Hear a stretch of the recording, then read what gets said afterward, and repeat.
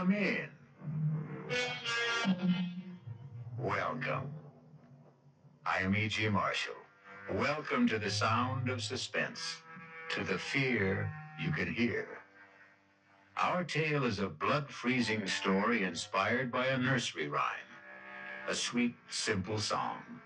Ring of roses, a pocket full of posies. Achoo, achoo, we all fall down. It sounds young and innocent, doesn't it? But it is very old and very sinister. For the ring of roses were the splotches that first appeared on the faces of those afflicted during the Black Plague. The pocketful of posies were the herbs that were carried, hopefully to ward off the fatal disease. The sneezing sounds, achoo, achoo, were the sounds of the final spasms. And we all fall down was, well, you can guess.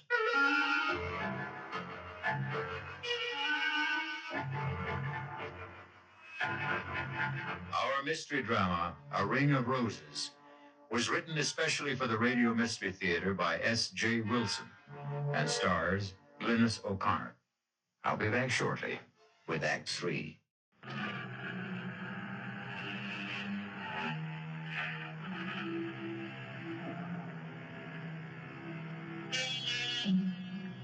Do you believe in reincarnation? Do you believe the dead return? We have to believe it, because here we are, the reincarnation of radio drama. We hope you'll keep us alive. Hey friends, if you're enjoying Mystery Theater, if you're liking Mystery Theater, if you're loving Mystery Theater, and want to access ad-free full-length episodes instead of the multi-part version you're hearing now, you can subscribe to mysterytheater.substack.com. Again, that's mysterytheater.substack.com. You'll help keep us alive.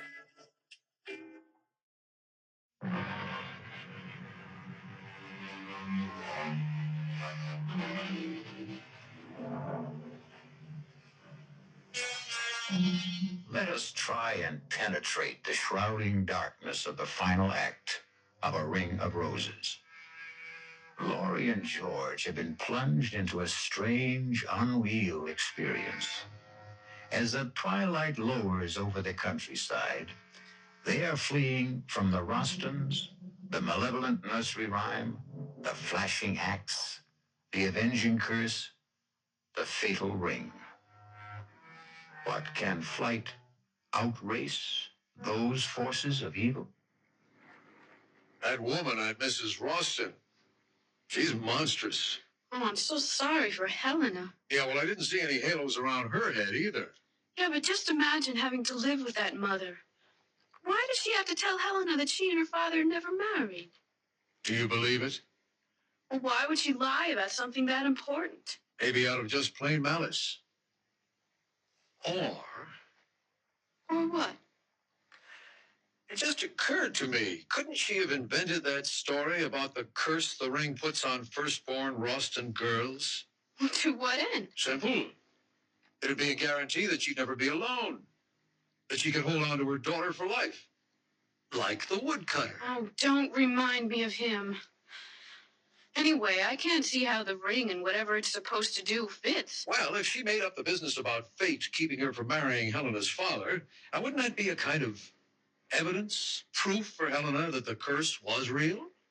Well, then why would she give us the ring? Well, I'm only guessing, but couldn't it have been Mrs. Ralston's way of telling her daughter that she wouldn't marry even if the ring was off the premises, so to speak? But George, whatever we think of Mrs. Ralston, she's still a mother. And what mother would sentence her daughter to a lifetime of misery? Huh? Look, I'm sorry I got you into this mess. I didn't dream it would be that horrible. Well, you had no way of knowing. Well, looking back, I should have. Helena, always so strange, so withdrawn, so mysterious about herself, her home, and her mother. It should have been a warning. Honey, let's find a happier subject. Such as? Well, let's see. Okay, it's not original, but it'll do. For instance, If and when we have our first baby, would you want a boy or a girl? Oh, don't be corny. Why not? Corn is fine as long as it's George! George, isn't there someone in the road? Where? Well, look, straight ahead. Oh, yeah, that's a woman. Well, we're not stopping for man or beast or any mixture of the two. There, that should get her off the road. Because if it doesn't, then she may be another bit of PSP and we can drive right through her. Darling, slow down. She's waving at us. George, slow down! No way. If that's a living body and it wants to stay that way, she'll get off the road. Oh, please. She isn't moving from the middle of the road. Damn her teeth, whoever she is. George, you're going to hit her. Laurie, all right? Yeah, I think so. That stupid woman. It's Helena. Yeah. Well, just wave goodbye and we'll get going. Laurie, please, I must speak to you. Tell her you'll phone her on Halloween. Hey, wait, Laurie, don't lower the window. Well, she's in trouble. Better her than you. There can't be any danger in finding out what she wants. Haven't you been through enough? Helena, we're in a hurry. Telephone Laurie tomorrow. No, don't go, please. Let me explain. George, I don't have the heart to... Are you sure that's Helena? Of course. Her face, it looks so strange. Well, what's strange about her face? Look at her eyes. They're washed out. They're sunken as if she's taken some kind of drug. That's probably because she's been crying. I'm lowering the window. And you're also raising my temper. Well, what do you want me to do? Just wave goodbye and we'll get going. Oh, she's going to the front of the car now, George. Oh, she does look dreadful. Why not? She is dreadful. I've got to find out what she wants. Just 1 minute. Let me talk to her for just only 1 minute. Okay. 60 seconds. But don't lower the window more than an inch. Helena? Helena, over here. Now, what is it? Oh, thank you, Laurie. If you only knew how miserable I am about what happened today. It was all my fault. You don't have to apologize. It wasn't anybody's fault. Mother had only the best intentions in giving you the ring. Sure she did. Nothing like unloading something on a couple of strangers that isn't yours to give away. But the ring does belong to her mother. Only to be given to her child, which excludes you. Well, that's true, but you see, after me, there won't be any Rostons. But you will marry Helena. Just wait and see. I doubt it. And even if I did, my children won't be Rostons. Helena, this has been the weirdest day in my life. Frankly, the sooner we get away from here, the better off we'll feel. Just one more thing. Prove to me that you are still my friend, and please, take the ring. No, Helena. Thank you, but I couldn't. Absolutely not. Helena, why don't you just throw that ring away somewhere? I can't. I'm not allowed to. It has to be given to a Roston or to the person closest and dearest to me. But how could you expect me to take it? Every time I'd look at it, I would remember that terrible scene in the woods. I swear, the ring has nothing to do with what happened out there. It never has before. This is the first time. And it'll be the last for us. Okay, Helena, stand away from the car. I'm backing out. Laurie, if you don't take the ring, I'll die. I know I'll die. You won't die, Helena. Why should you? Because it will mean that I've lost my only friend and that I'll have no one to turn to, and I'll be stuck here in this prison with my mother. And she'll never let me go. Never. So long, Helena. If I return to the house with the ring, my mother will do something terrible. If you don't take the ring, I'll throw myself in front of the car. I don't care anymore. I don't care. Helena, give me the ring. Oh, you mean you will take it? Oh, Laurie, you've made me so happy. I'm indebted to you forever. Forever.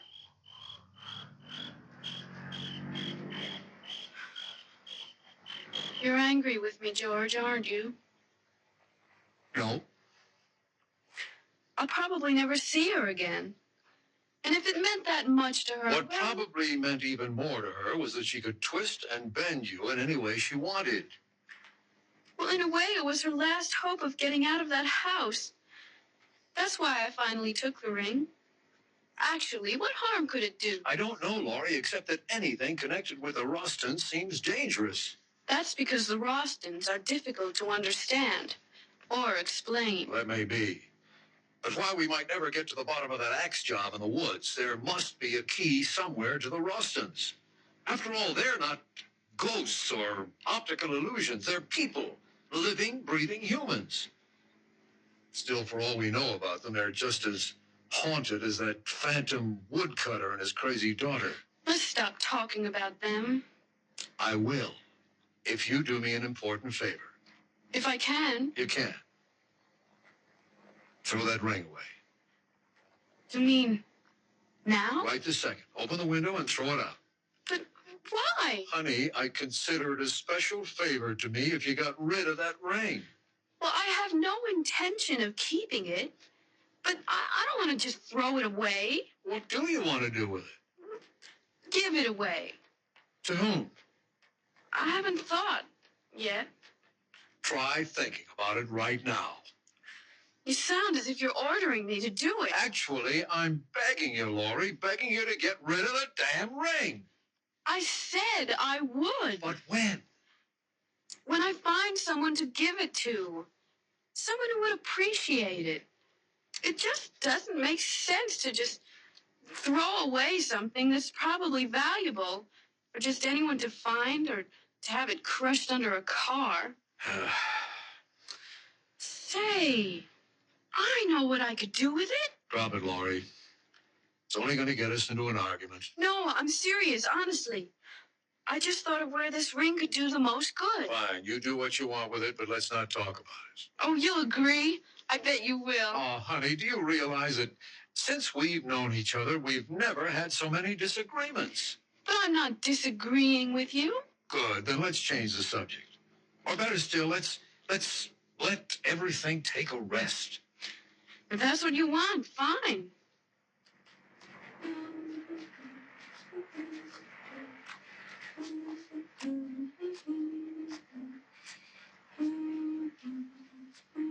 Laurie, what are you doing? Nothing. Laurie, what are you doing with that ring? Nothing, I said. Besides, you don't want to talk about it. Why are you wearing it? I was playing with it. I just wanted to see if it fit. Will you please take it off? What are you getting so excited about? That ring, if you can't throw it away, at least put it away. You're getting awfully bossy, George. You're doing it only to get a rise out of me. You can forget about it. Because I'm going to give it to that thrift shop around the corner from where I live. Great idea. Now, please take it off. All right. Anything for some peace. Hey, that's funny. What is? The ring's stuck. I'll get it off. You shouldn't have put it on if it was too small. But it wasn't. In fact, it felt too big. Isn't that strange? I can't even twist it. Get the flashlight out of the glove compartment. Now turn it on and hold your finger under the light. There, can you see it? Your finger doesn't look swollen. No, it isn't swollen. But the ring won't budge. George, do you hear something? Hear what? That voice. The singing. Don't you hear it? No, I don't. Wait. Yes, I do. It's that song. Where's it coming from? I don't know. It seems to be surrounding us. I've turned the bright lights on. You keep trying to get that ring off. I am trying, but it's as if it's cemented to my finger. And that singing, it's the same as the girls in the forest. Get rid of the flash and give me your hand. What for? Maybe I can get it off. Well, you can't. You're There's driving. no traffic, Laurie. I can manage the wheel with one hand. Why don't we wait till we get to a gas station? Then I can get it off with a little soap. Come on, give me your hand. All right. No, wait. I can't. Why not? Oh, I just can't, George. Laurie, you're about to drive me out of my head. Why can't you give me your hand? Because I remembered something. What, for heaven's sake? What, Laurie? What Helena said back there. When she wanted me to take the ring. She said a lot of hysterical things. That if she couldn't give the ring to a Roston, It would have to be to a person nearest and dearest to her. Well, Helena's all whacked up. Now give me your hand, Laurie. But what if it's true? Oh, that voice, that terrible voice. Why doesn't it stop? Laurie, please give me your hand. No, because if you can get it off, then you'll be stuck with Who it. cares? I don't want anything to happen to you. Not for anything. George, look straight ahead. Oh, It's them, no. two of them, the old man and the girl. He's got an axe. I'm stopping the car. No, don't. Go around them. Through them. Run them down. Kill them. Do anything, Brakes George. aren't working. George, we're practically on top of Laurie, them. for the last time, give me your hand. The ring can't harm him.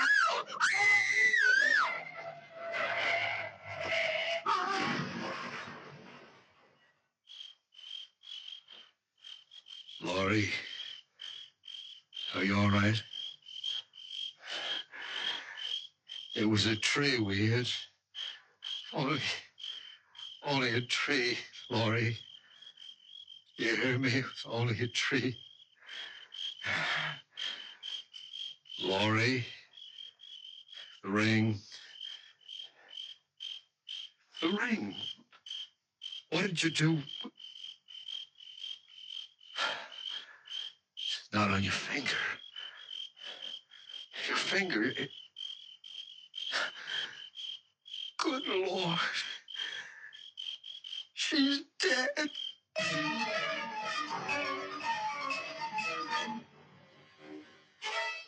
So you gave Laurie the ring, Helena. Yes, Mother, as you told me to. Now give me the box, and we'll see if the ring has worked wonders once more. Here is the box, the one with the roses. Open it. Yes, Mother. But the music. Why isn't the music playing? It's a good sign that it's not playing. It's the sign that the ring has done its work. Your friend Laurie will not marry ever. Not ever. But the ring, Mother. Where is the ring? You'll find it in the woods, in the clearing, in the same place where I killed your great-grandfather 143 years ago. Go and bring back the ring that will keep us alive forever. Forever.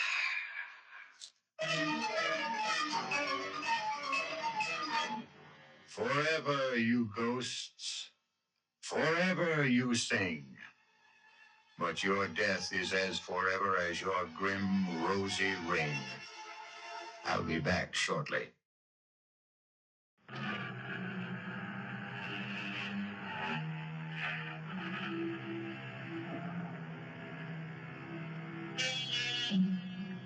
Do you believe in reincarnation? Do you believe the dead return? We have to believe it, because here we are, the reincarnation of radio drama.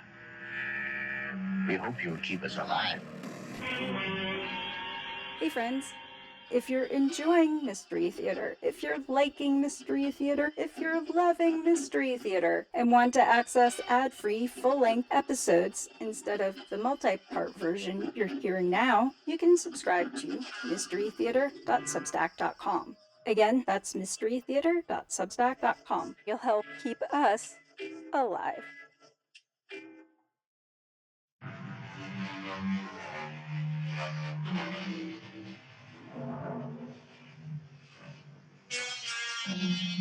Let us end our tale of a ring of roses. For as we also know, roses are red, roses are blue. But the rose of death is meant for who? Our cast included Glynis O'Connor, George Petrie, Sidney Walker, Elspeth Eric, Holland Taylor, and Carol Hilliard. The entire production was under the direction of Himan Brown. This is E.G. Marshall inviting you to return to our Mystery Theater for another adventure in the macabre. Until next time, pleasant dreams.